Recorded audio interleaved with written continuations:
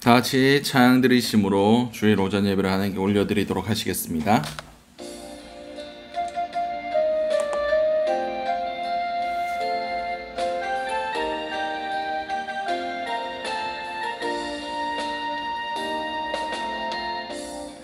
하늘의 문을 여소서, 이곳을 주목하소서. 주를 향한 노래가 꺼지지 않으니 하늘을 열고 보소서. 이곳에 임재하소서. 주님을 기다립니다. 기도의 향기가 하늘에 닿으니 주여 임재하여 주소서. 이곳에 오셔서 이곳에 앉으소서. 이곳에서 드리는 예배를 받으소서. 주님의 이름만이, 오직 주의 이름만 이곳에 있습니다.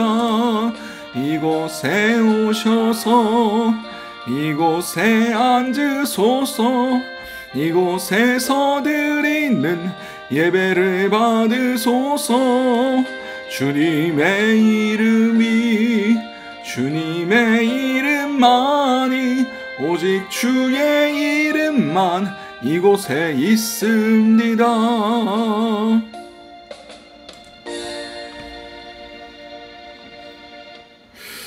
하나님은 영이시니 예배하는 자가 영과 진리로 예배할지니라. 사랑과 은혜가 충만하신 하나님 아버지, 은혜를 너무나 감사드립니다. 오늘 이 시간 우리의 육신만 이 자리에 머무는 것이 아니라, 아버지, 우리가 그냥 성전 뜰만 밟고 돌아가는 것이 아니라 정말 하나님의 그 지성소에까지, 하나님의 임재하심이 있는 그 영적인 그곳까지 우리가 우리의 영으로 나아갈 수 있는 그런 자들이 될 수 있길 원합니다. 우리의 모든 육적인, 혼적인 그런 모든 생각들, 욕구들, 그 모든 것들을 내려놓사오니 오직 우리의 영이 깨어 주님을 찬양하며 예배할 수 있게 도와주시옵소서. 이 모든 것들 살아계신 우리 주 예수 그리스도로 기도드렸습니다. 아멘. 사도신경으로 우리의 신앙을 하나님께 고백하도록 하겠습니다.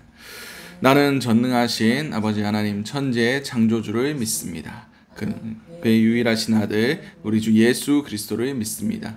그는 성령으로 잉태되어 동정녀 마리에게서 나시고 본디오 빌라도에게 고난을 받아 십자가에 못 박혀 죽으시고 장사는 지 사흘 만에 죽은 자 가운데서 다시 살아나셨으며 하늘에 오르시어 전능하신 아버지 하나님 우편에 앉아 계시다가 거기로부터 살아있는 자와 죽은 자를 심판하러 오십니다.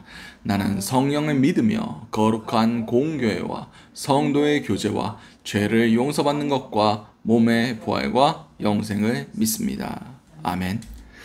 찬송가 208장 찬양 드리시겠습니다.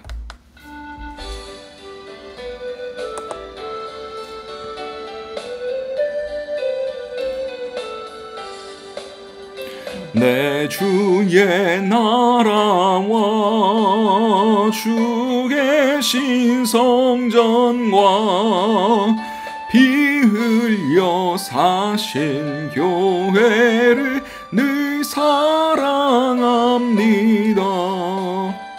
내 주의 교회는 천성과 같아서 눈동자같이 아끼사 늘 보호하시네. 이 교회 위하여 눈물의 기도로 내 생명 다하기까지 늘 봉사합니다. 성도의 교제와 교회의 위로와 구주와 맺은 언약을 늘 기뻐합니다. 하늘의 영광과 베푸신 은혜가 진리와 함께 영원히 시온에 넘치네. 아멘.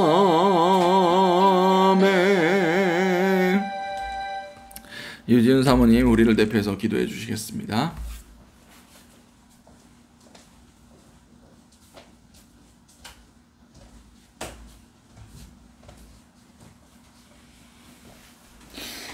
기도드리시겠습니다. 사람이 마음으로 믿어 의에 이르고 입으로 시인하여 구원에 이르느니라. 아멘. 하나님, 그렇습니다. 누구든지 주의 이름을 믿는 자마다 아버지 하늘나라 그 하나님의 영원한 처소 그 천국으로 갈 수 있다라고 하셨습니다. 하지만 하나님, 우리는 예수의 피의 공로로 힘입어 구원으로 나아가는 것이 아닌 오직 나의 소유를 위하여, 나의 의를 위하여, 이 땅에 먹을 것, 입을 것, 쓸 것을 위하여 나의 모든 사용하고 싶은 그 모든 것들을, 그 이득들을 예수의 이름을 도구로 삼아 이 땅에서 장사하다가 우리가 천국에 갈 수 있다라고 큰 교만함에 빠져 있습니다. 하나님, 이 시간 회개합니다. 하나님, 용서하여 주시옵소서. 주님, 이 말씀대로 마음에 하나님 의를 입게 하여 주시고, 또한 그 마음으로 말미암아 지성소의 깊은 곳에서부터 하나님 입으로 예수는 내 구주다라는 고백을 할 수 있도록 도와주시옵소서. 하나님, 삶으로 예배를 드리기 원합니다. 하나님, 이 주일에 이 1시간 잠깐 이 자리에 머물렀다고 내가 예배를 드렸고, 내가 하나님의 자녀이고, 내가 이 정도 하면 천국에 갈 수 있다라는 착각하지 않게 하여 주시고,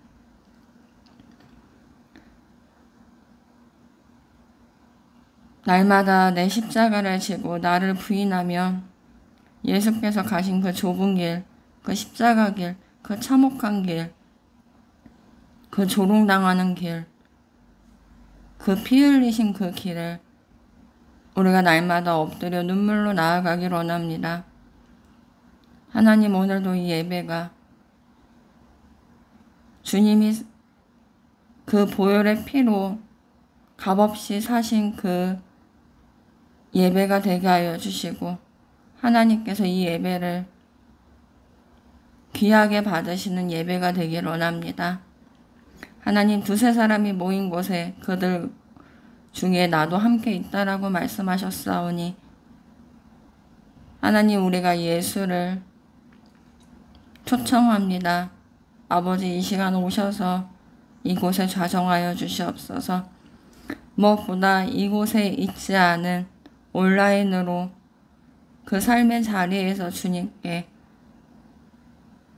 예배드리는 그 모든 주의 성도들 한 분 한 분 찾아가셔서 그곳에서도 동일한 역사를 허락하여 주시옵소서.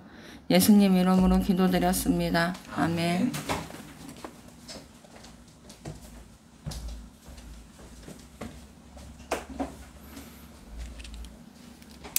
우리 찬송가 213장 찬양 드리시며 준비하신 예물 하나님께 올려드리도록 하시겠습니다.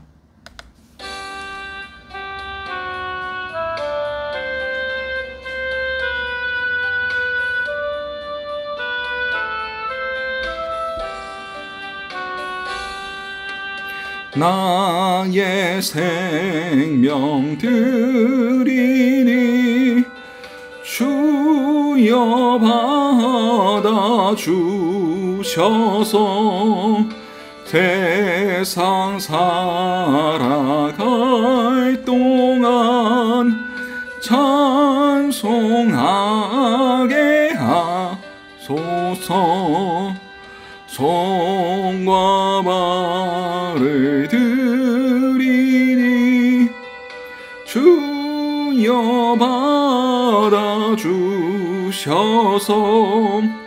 주의 일을 위하여 민첩하게 하소서.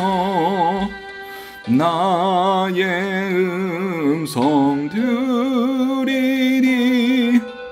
주여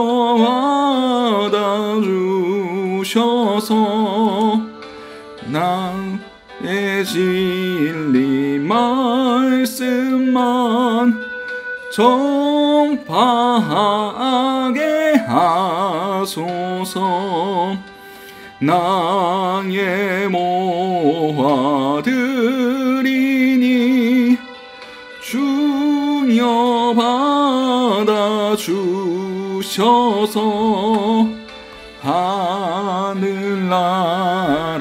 위하여 주 뜻대로 쓰소서.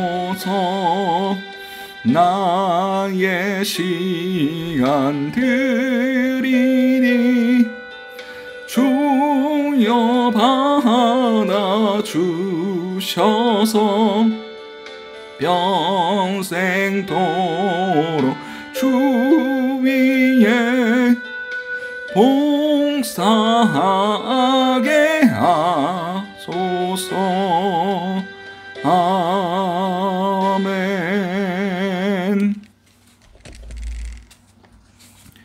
우리 차용정, 이수연, 차율 가정 감사헌금 하나님께 드리셨습니다. 이성진, 유지훈 목사 가정 감사헌금, 유웅, 김복임, 유가연 가정 건축헌금 하나님께 드리셨습니다. 이무경, 김정자 성도님 가정 감사헌금 하나님께 드리셨습니다. 드려진 헌금 위해서 제가 잠시 기도하도록 하겠습니다. 사랑과 은혜가 충만하신 하나님 아버지, 은혜를 너무나 감사드립니다. 물질보다 더 귀한 우리의 마음을 주님께 올려드립니다. 아버지, 이 물질이 쓰여지는 곳마다, 하나님의 나라가 확장되는 곳마다, 하나님의 손길이 닿는 곳마다 우리가 함께 기도와 동력과 우리의 마음을 쏟음으로 주님과 동력하는 그런 자들이 될 수 있길 원합니다. 온전히 주님의 살아계심과 온전히 주님의 선하심과 주님의 전능하심을 믿으며 이 모든 것들이 주님 뜻 안에 있음을 우리의 믿음의 고백으로 선포하며 이 예물을 올려드리오니 주여 이 예물 가운데 주님께서 역사하여 주시고 우리의 마음도 주님의 곁에 있게 머물 수 있게 도와주시옵소서. 이 모든 것들이 살아계신 우리 주 예수 그리스도로 기도드렸습니다. 아멘.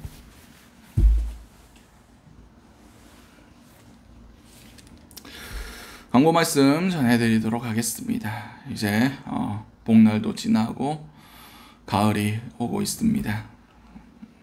다 건강관리 유념하시고 비 피해나 뭐 그런 것들 없도록 이제 이 시즌에 딱 추석 오기 전에 태풍 몇 개 지나가기도 하던데 아무튼 다 주님 안에서 평안을 누리시고 더 이럴 때일수록 코로나도 많이 발생하고 있긴 하지만 기도하며 하나님 바라보실 수 있는 우리 생명수교회 성도님들 될 수 있으시길 간절히 소원합니다. 자, 이제 우리 말씀으로 들어가도록 하겠습니다. 오늘 우리에게 허락하신 하나님 말씀은 마가복음 11장 15절에서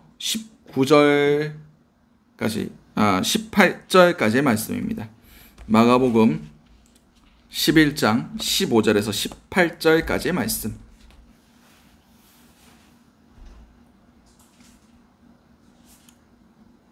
마가복음 11장 15절에서 18절까지의 말씀. 제가 가진 성경으로는 신약 73면이 됩니다. 다 찾으신 줄 알고 마가복음 11장 15절에서 18절까지의 말씀을 우리 한 목소리로 합독하시도록 하시겠습니다. 그들이 예루살렘에 들어가니라. 예수께서 성전에 들어가사 성전 안에서 매매하는 자들을 내쫓으시며 돈 바꾸는 자들의 상과 비둘기 파는 자들의 의자를 둘러 엎으시며 아무나 물건을 가지고 성전 안내로 지나다님을 허락하지 아니하시고 이에 가르쳐 이르시되 기록된 바 내 집은 만민의 기도하는 집이라 칭함을 받으리라 하고 하지 아니하였느냐. 너희는 강도의 소굴을 만들었도다 하시매 대제사장들과 서기관들이 듣고 예수를 어떻게 죽일까 하고 꾀하니 이는 무리가 다 그 교훈에 놀랍게 여김으로 그를 두려워함이러라. 아멘. 오늘 우리에게 허락하신 마가복음 11장 15절에서 18절까지의 말씀을 가지고 예수님이 원하신 성전이라는 제목으로 함께 은혜를 나눴으면 좋겠습니다. 오늘 본문은 이제 예수님께서 십자가를 지시기 전 그 일주일간에 일어난 일들을 기록하고 있습니다. 마태복음에서는 이게 주일날 예수님께서 그 종려주일 그때 들어오시자마자 이 일이 일어났다라고 기록하지만 마가복음에서는 한번 둘러보시고 나갔다가 다음날 일어났다라고 기록하고 있습니다. 원래 성경이 역사서가 아니기 때문에 하나님께서 그 사복음서 안에서도 포인트가 조금씩 달라요. 하나님께서 하고자 하시는 말씀들을 우리가 캐치할 수 있는 능력이 필요합니다.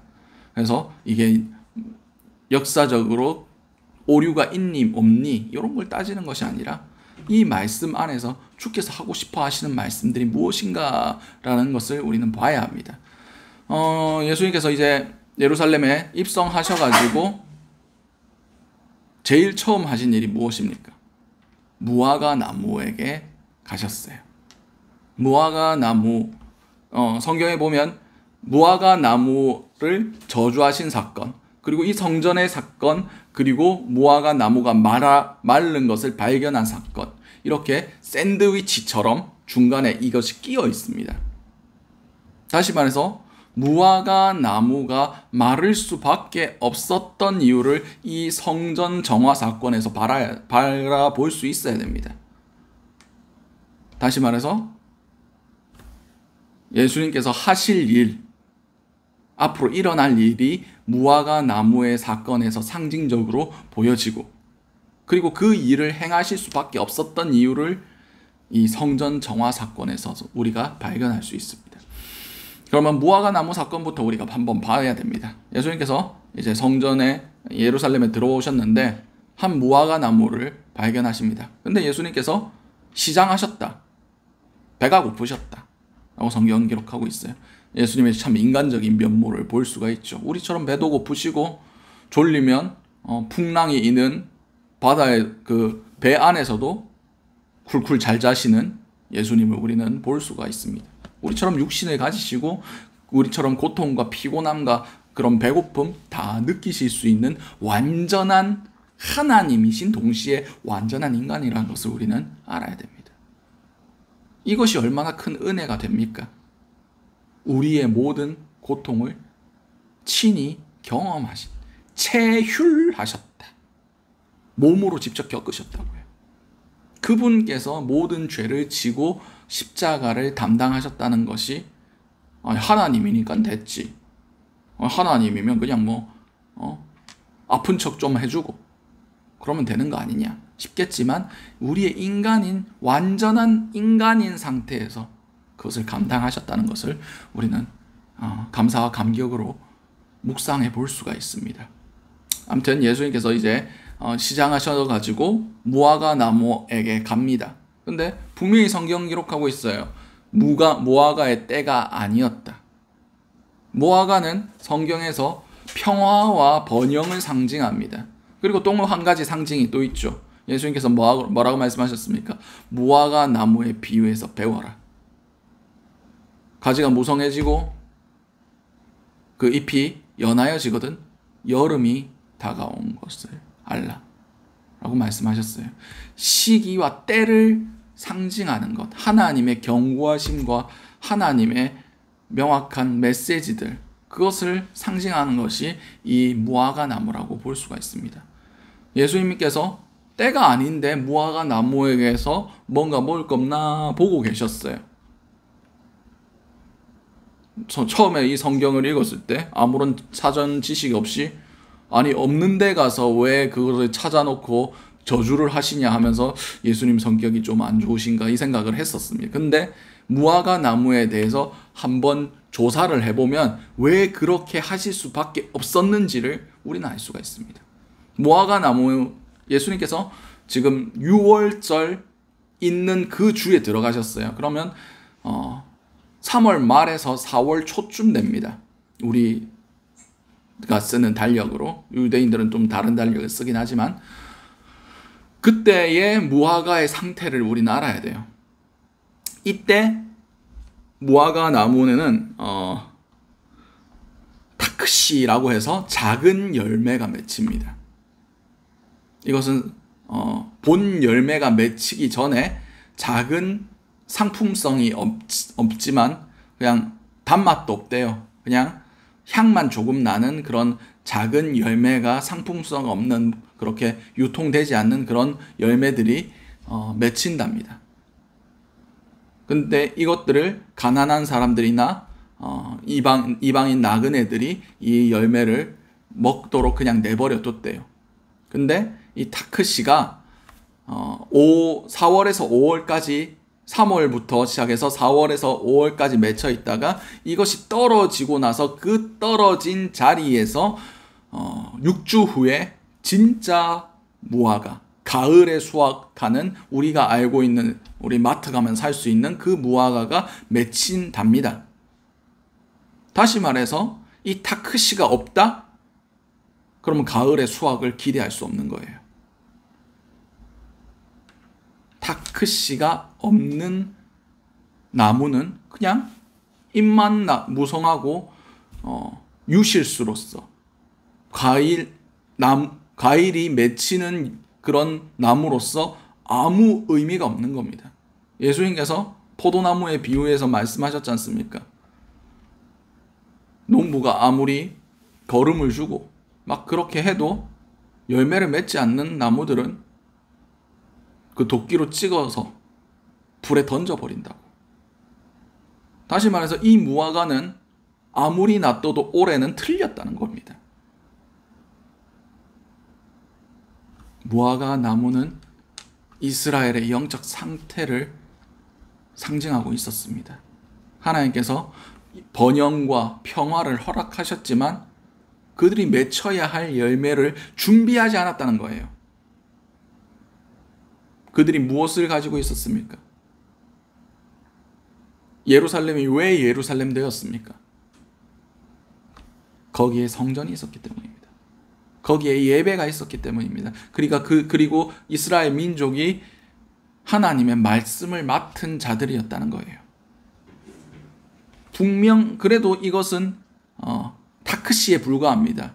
이른 무화과, 작은 무화과.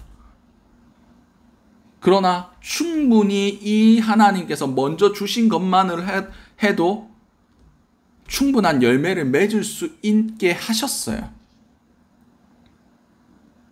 앞으로 올 새 예루살렘을 소망할 수 있도록 충분한 것들을 선지자를 통해서, 율법을 통해서, 제사를 통해서 허락을 하셨어요.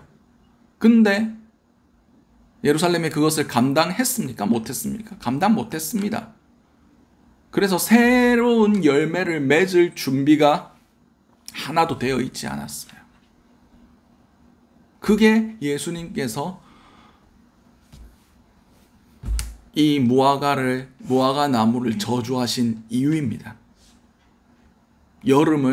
가을을 준비하지 않았어요. 새로운 열매를 맺을 그 준비를 하지 않고 있었던 것이 이 예루살렘의 하나님의 도성의 실태였습니다.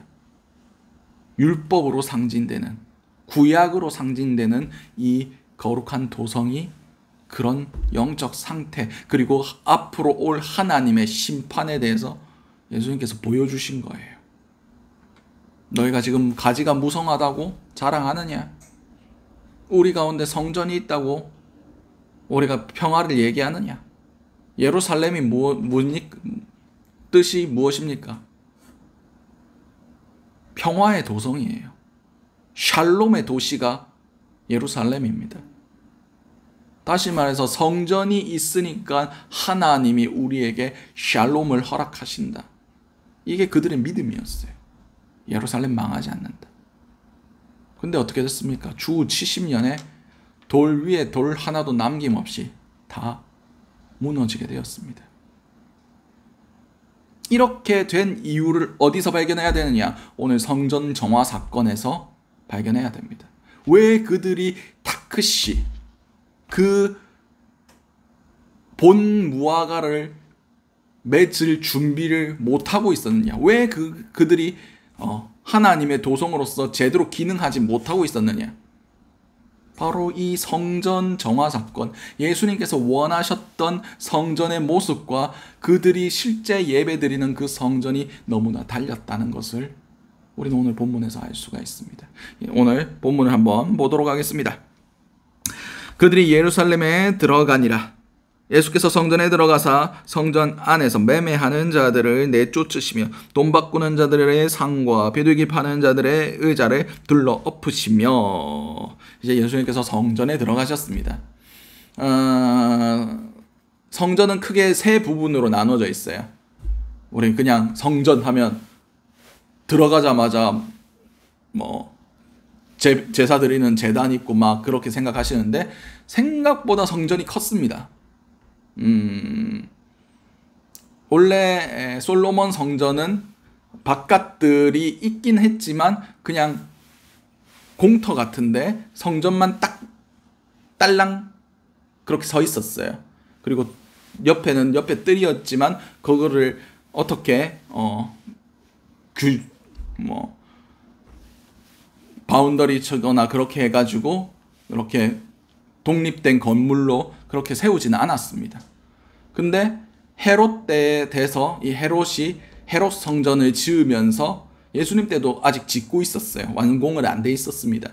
그 모든 것들을 성벽으로 다 쳐버렸어요.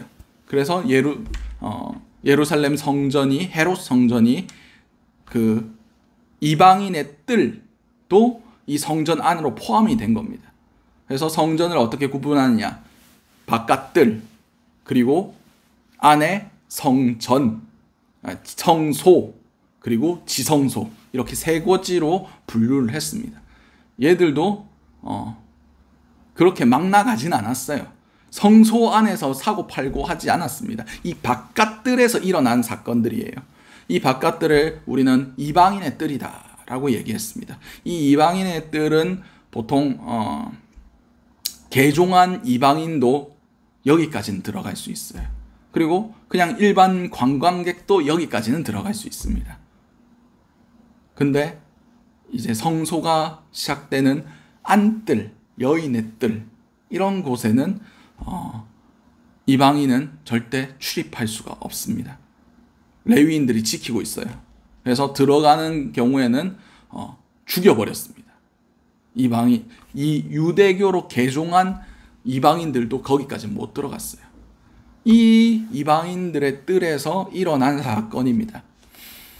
그들이 뭘 하고 있었습니까? 이방인들의 뜰에서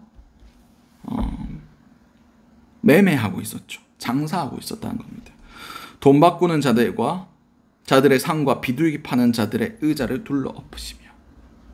여기서 돈 바꾸는 사람하고 비둘기 파는 사람만 있었겠습니까? 양 파는 사람, 소 파는 사람, 제사에 쓰는 모든 재물, 그런 것들 다 팔고 있었어요. 왜 근데 돈 바꾸는 자들과 이 비둘기 파는 자들을 언급하셨을까? 그것도 생각해 봐야 됩니다. 아무튼 돈 바꾸는 자들은 당시에 유대인들이 쓰던 동전은 로마의 동전이었어요. 데나리온. 근데 데나리온에 뭐라고 적혀 있었습니까? 황제의 얼굴이 새겨져 있었어요.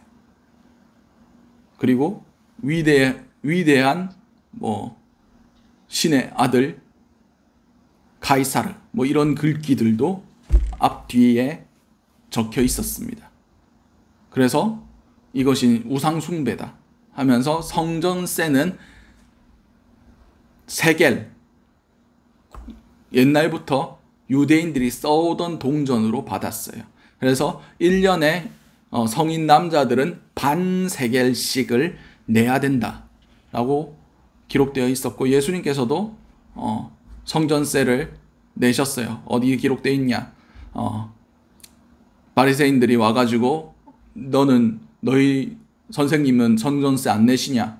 라고 얘기하니까 베드로가 내신다 해가지고 베드로가 예수님께 가가지고 성전세 내라는데 어떻게 합니까?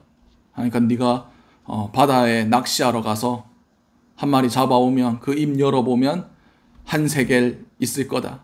그래서 내 반세겔, 네 반세겔 내라. 해서 그렇게 예수님께서도 성전세를 내셨던 기록이 성경에 기록되어 있습니다. 그렇습니다. 이렇게 동전 바꾸는 사람들이 있었어요. 근데 이 사람들이 여기서 뭐 했느냐?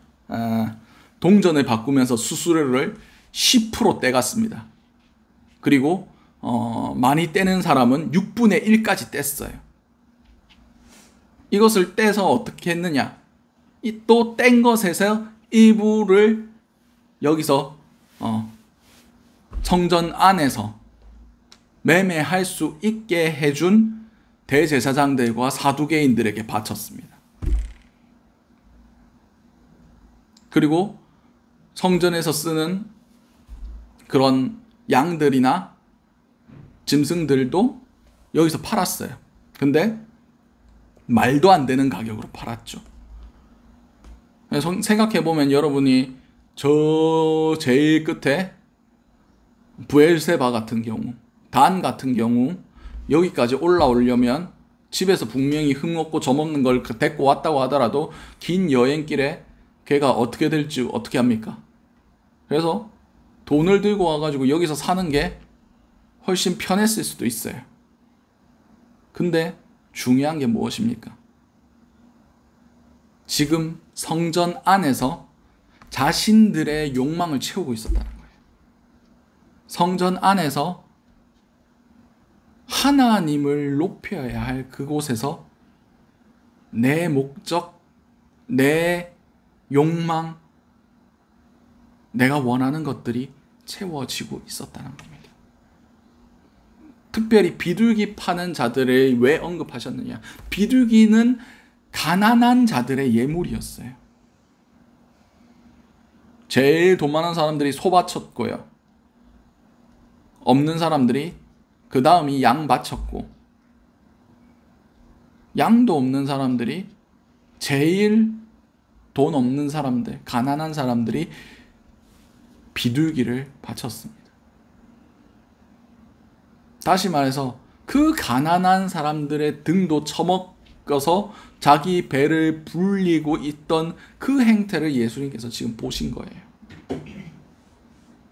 원래 이방인들의 뜰에서 어떤 일들이 일어났어야 했느냐? 이방인들이 어떻게 경건한 유대인들이 되고 개종한 유대인들이 되었느냐? 이 이방인들의 뜰에서 하나님의 말씀을 강론하는 것들이 일어났어요. 하나님의 말씀을 놓고 토론하고, 이방인이 왔을 때 하나님의 말씀에 대해서 들어봐라. 하나님이 이런 분이시다. 그래서 이 이방인들의 뜰에서 그냥 성전이네 하면서 놀러 왔다가 그들의 전파하는 내용들을 듣고 하나님의 말씀을 듣고 개종해서 유대인들이 되는 사람들이 꽤 있었습니다. 그렇게 하나님의 뜻이 이루어지고 하나님 앞에 나아가야 할 그 자리에서 지금 뭐 하고 있습니까? 자신들의 욕망을 채우고 있었어요. 자신들이 원하는 뜻을 채우고 있었어요. 그리고 16절 말씀에 아무나 물건을 가지고 성전 안으로 지나다님을 허락지 아니하시고. 그렇습니다. 이것은 그 성전이 거룩해야 됨을 말씀하고 계셨습니다. 지금 성전 바깥과 안이 구별이 되어 있습니까?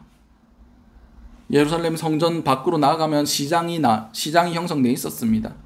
근데 안에도 지금 뭐 하고 있습니까? 시장통하고 다를 바가 없어요. 성전과 세상이 구별되어 있지 않았다는 겁니다. 성전 안으로 그 어떤 기구도 어떠한 물건도 들고 들어오지 마라. 세상의 것을 여기 끌고 오지 마라. 세상에서 통용되는 것을 여기서도 하지 마라 라고 말씀하신 거예요. 그렇습니다. 우리는 세상 이야기들이 너무 교회 안으로 지금 몰려들고 있습니다. 성도님들 모아가지고 이야기하는 거 가만히 듣고 있으면 세상 사람들이 하는 얘기랑 전혀 다르지 않아요. 사업 이야기, 주식 이야기, 땅, 집값 이야기, 세상에 있는 이슈들 그대로 얘기를 합니다.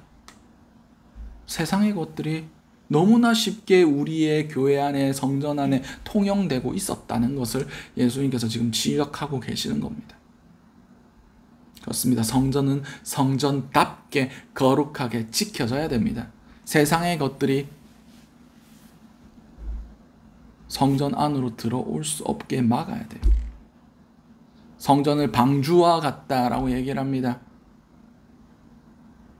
방주를 어떻게 지었습니까? 고페르나무로 지어서 거기에 틈을 막고 역청으로 칠했다 라고 성경 기록하고 있습니다. 왜 그래야 됩니까? 세상의 물결이 그 방주 안으로, 그 교회 안으로 들어오지 못해야 되기 때문입니다. 오히려 성전은 어떻게 해야 되는 것입니까? 그 에스겔의 환상처럼 성전 문지방에서부터 세상으로 향하여 그 물결을 흘려보내야 되는 존재가 교회입니다. 근데 지금 역으로 세상의 물결이 교회로 들어오고 있어요. 오히려 공격해 나아가도 부족할 판에 세상에게 먹히고 있다는 겁니다. 교회가 세속화되고 세상화되어 가는 것입니다. 우리 장로교 전통의 가장 뿌리가 되는 칼빈은 그가 사역했던 제네바를 하나님의 도성으로 만들려고 했어요. 그래서 칼빈의 종교 개혁에 대해서 평가하기를 세속적 종교 개혁이었다라고 표현합니다. 우리가 듣기에는 세속적이라고 하면 약간 부정적인 의미가 있는 것 같지만 그렇지 않습니다. 하나님의 모든 창조 세계에 영향을 미치는 그런 종교개혁이었다는 거예요. 교회 안에서만 개혁하지 않았고 예배와 그런 것들만, 예배와 예물과 그런 것들, 설교, 그런 교회 직제 이런 것들에게만 개혁이 국한되지 아니하였고 일반적인 사람들의 삶까지 개혁하며 그 도시 자체를 세상의 법이 아닌 하나님의 말씀의 법으로 통치되는 그런 지상의 천국을 만들려고 노력했던 사람이 칼빈이었어요. 그래서 그를 세속적 종교개혁자다라고 평가하기도 합니다. 그렇습니다. 교회의 물결은 세상을 향하여 나아가야 됩니다. 세상 가운데 영향력을 미쳐야 돼요. 근데 지금 어떤 사태들이 벌어지고 있습니까? 교회가 세속화되어 가고 있습니다. 세상과 교회의 구분이 안 가요. 그리고 교회 짓는다고 하면 주민들이 달려와서 반대를 합니다. 저거들 땅값 떨어진다고. 그게 무슨 뜻입니까? 우리 동네에 교회가 있어도 우리 동네에 어떠한 선한 영향력도 끼치지 못한다는 소리입니다. 교회가 그 동네의 영적 흐름을 못 바꿨다는 소리예요. 이게 현실입니다. 세속화되었으니까, 맛을 잃었으니까 능력이 없는 겁니다. 우리는 세상과 교회를 구분할 수 있어야 됩니다. 계속해서 예수님께서 이 성전에서 진노하시고 예수님이 바라셨던 성전의 모습은 어떠한가 한번 보도록 하겠습니다. 이에 가르쳐 이르시되 기록된 바 내 집은 만민이 기도하는 집이라 칭함을 받으리라 하지 아니하였느냐. 너희는 강도의 소굴을 만들었도다 하심이에요. 만민이 기도하는 집. 기도가 뭡니까? 그냥 내가 원하는 거, 내가 바라는 거 주저리 이야기하는 게 기도입니까? 아니에요. 하나님 앞에 나아가서 하나님과 소통하는 것이 기도입니다. 그럼 기도하려면 어떻게 해야 됩니까?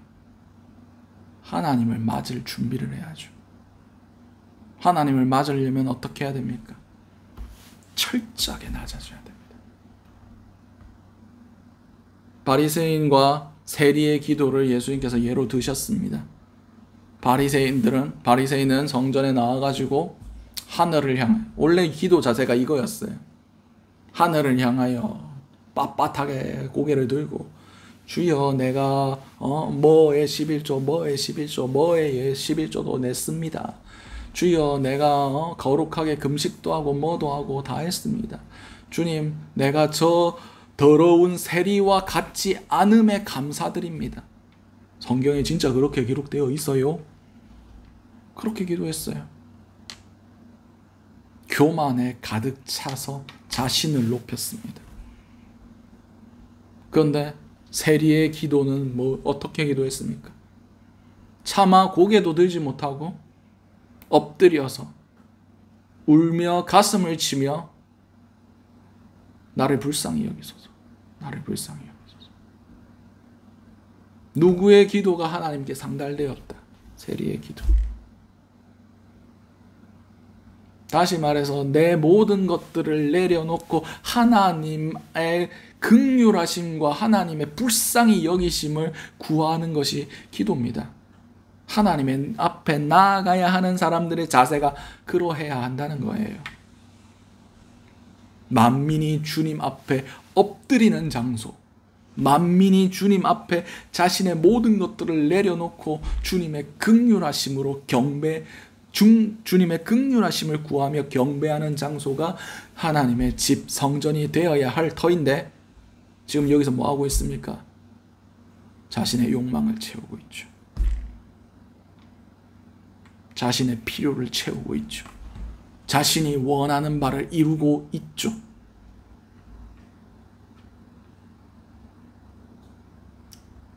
그게 심판받을 수밖에 없는 하나님의 성전이었습니다. 말로만 하나님의 성전이었지 강도의 소굴이었다는 거예요. 하나님을 높이기보다 내 욕망, 내 뜻이 우선시 되어 가고 있다는 겁니다. 그것을 다시 한번 확정 지어주는 말씀이 18절 말씀입니다. 대제사장들과 서기관들이 듣고 예수를 어떻게 죽일까 하고 꾀하니 이는 무리가 다 그 교훈을 놀랍게 여김으로 그를 두려워함일러라. 성전에서 지금 모여서 뭐라고 얘기하고 뭐라고 얘기합니까? 쟤 죽여야 되겠다. 근데 사람들이 두려우니까 어떻게 죽여야 될지 모르겠다. 성전은 아까 어떻게 해야 되는 곳이라고 말씀드렸습니까? 하나님 앞에 모든 것들을 내려놓고 겸손하고 두렵고 떨림으로 그분을 경배해야 되는 곳인데 지금 하나님의 계명 따윈 온데간데 없고 사람을 두려워해서 죄를 죽여야 되는데 어떻게 죽일까를 생각하고 있습니다. 이야기하고 있습니다.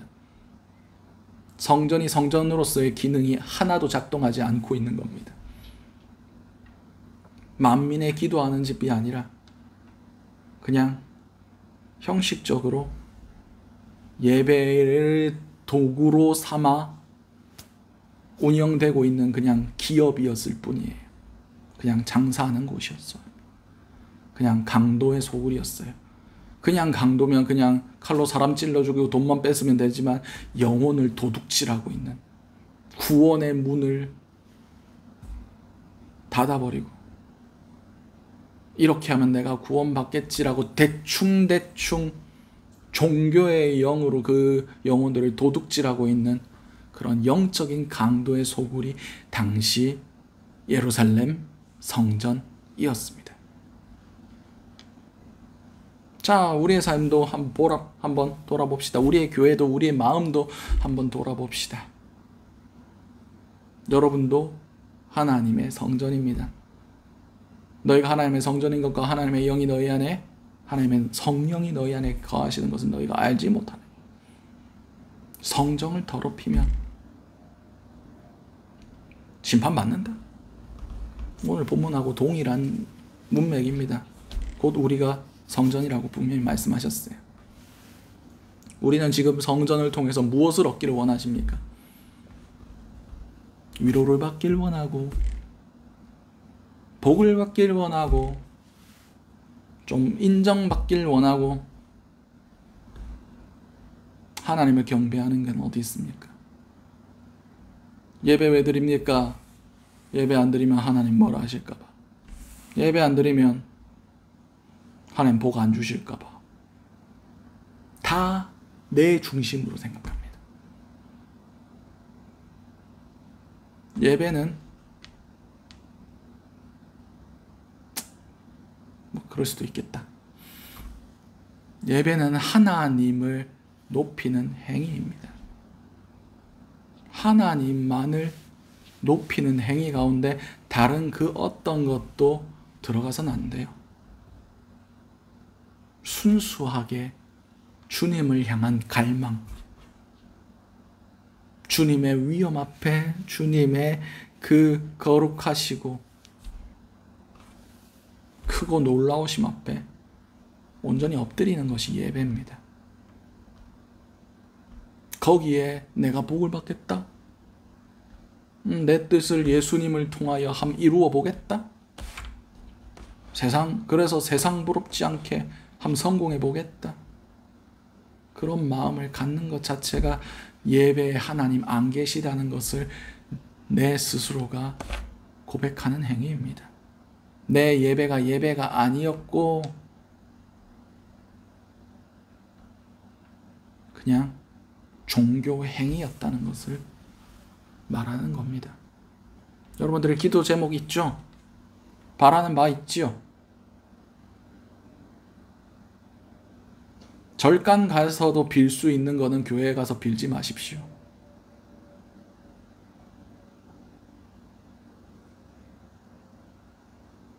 점집 가서 무당한테 물어볼 수 있을 만한 것들은 교회에 가서 입 안에 담지 마십시오. 하나님은 그런 거 안 좋아하십니다. 하나님을 이용해 먹지 마세요. 하나님은 그런 대우 받으실 분 아닙니다. 온전히 우리는 그분 앞에 내 생각, 내 뜻, 내 어떠한 상황, 내 욕망, 내가 원하는 바 그 모든 것들을 내려놓고 온전히 경배 받으셔야 할 뿐이에요. 하나님은 목적이 되셔야지 결코 수단이 되시서는 안 됩니다. 하나님을 이용해 먹지 마시기 바랍니다. 이용당하지 않으실 분더러 그러다가 여러분 지옥 갑니다. 그러다가 내가 종교의 영에 스스로 속아서 내 정도면 신앙생활 잘했지. 난 당연히 천국 가야지. 어떤 미국에서 조사를 했대요. 저도 기독교 방송에서 들은 건데 그냥 되게 위대한 인물이라고 얘기하는 사람들을 얘기하면서 그 사람이 천국 갔겠냐? 그러니까 한 마더 테레사 같은 경우는 한 70%, 간디 같은 경우는 한 50%, 뭐 유명한 목사님들 그분들을 얘기하니까 한 80%. 근데 너는 천국 갈 거 같냐? 라고 물어봤답니다. 몇 프로나 간다고 얘기했을까요? 88%가 난 천국 간다고 생각했답니다.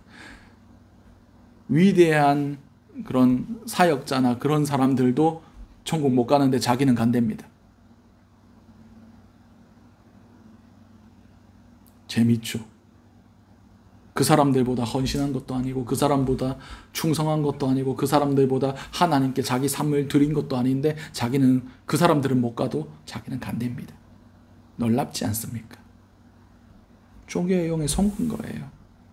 여러분, 천국 가기 그리 쉽지 않습니다. 아니, 쉽다. 쉽긴 쉬워요. 근데 세상적으로 우리가 죽어져야 주님이 그때부터 일하시기 시작합니다. 주님 앞에 우리의 모든 것들을 내려놓을 때 그때부터 이 일이 쉬워지는 거예요. 수고하고 무거운 짐진 자들아 다 내게로 오라, 내가 너희를 쉬게 하리라. 그 멍에 세상의 죄짐 그거 다 내려놓고 그때 주님의 멍에를 매야 그때 쉬워지는 거예요. 세상의 것들 그대로 메고 다시 주님의 것을 매니까 그게 쉽습니까? 어렵죠. 세상의 세계관을 가지고 이 길을 바라볼 때 이 길을 못 갑니다. 갈 수 있는 길이 아니에요. 사람 다니는 길 아닙니다. 좁고 협착한 길이에요. 사람 안 가는 길이에요. 이가 길인가 싶을 정도로 험한 길이에요. 우리는 갈 수가 없습니다. 주님이 우리를 업고 가셔야 갈 수 있는 길이에요.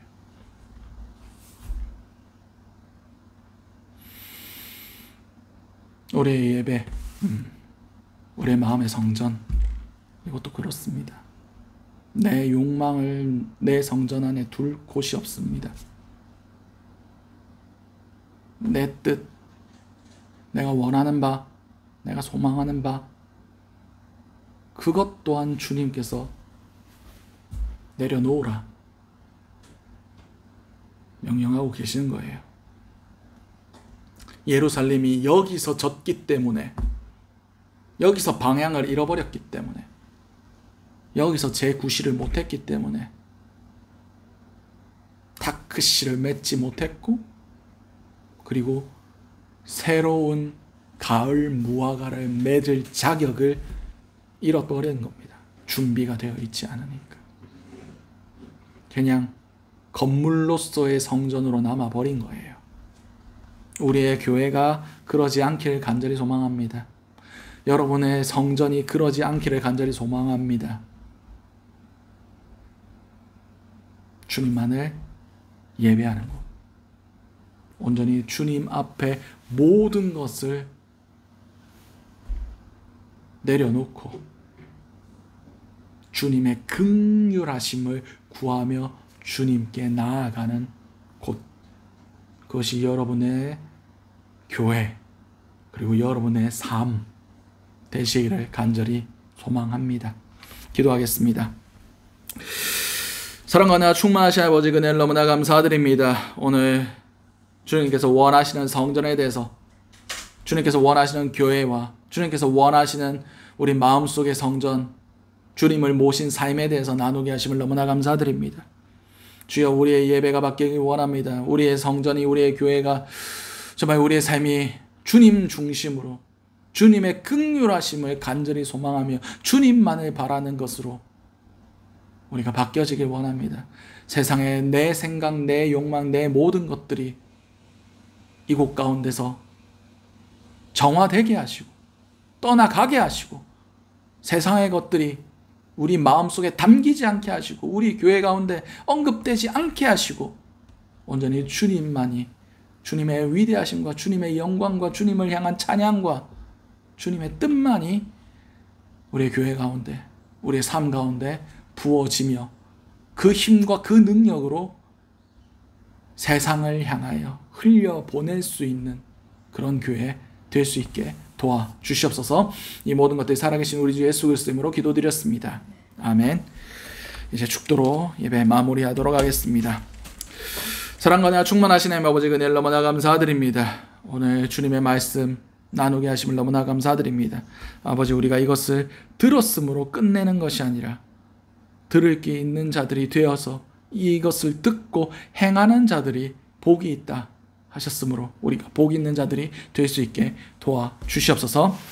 지금은 예수 그리스도의 은혜와 하나님의 사랑하심과 성령님의 감화감동 교통하심의 역사가 우리의 삶을, 우리의 교회를 온전히 주님의 성전된 곳으로 여기며 주님 아버지 앞에 내 모든 것들을 내려놓고 겸손한 마음으로 주님을 찾기로 갈망하며 나아가는 모든 주님의 자녀들 머리 위에 지금부터 영원토록 함께 하시기를 간절히 축원드리옵나이다.